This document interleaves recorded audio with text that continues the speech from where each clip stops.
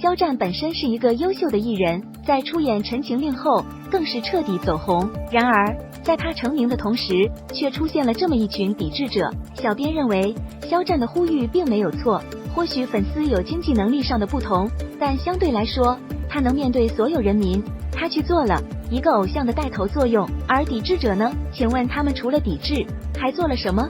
在肖战默默做公益的期间，他们做了什么呢？那抵制者在影视方面了解多少，又有多少成就呢？这种无理取闹的行为实在不可取。若是肖战没拿到任何奖项，发布这样的言论还有些价值，但明知道在发布奖项的情况下还如此言论，不得不说私心过重。若真具有抄袭行为，那作为官方会不会管理呢？当然会。再看抵制者，他们是否在音乐上有建树，或者其中有什么知名的音乐人呢？以一个外行人的眼光去判断一个内行人的歌曲存在抄袭行为，若不能证实，岂不是污蔑？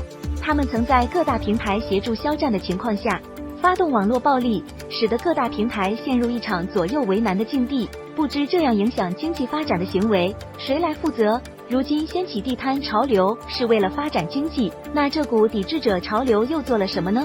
或者他们做了什么不为人知的贡献，可以大到不在乎影响经济的发展？有一句是非常有道理的，若讨厌一个人，无论他为你做了什么，无论他再怎么努力，都改变不了别人的看法。然而从讨厌和喜欢的一种心理层次来看，它只是反映了一种态度，讨厌不关注便是，以至于把别人的世界放大，去寻找其中的污点吗？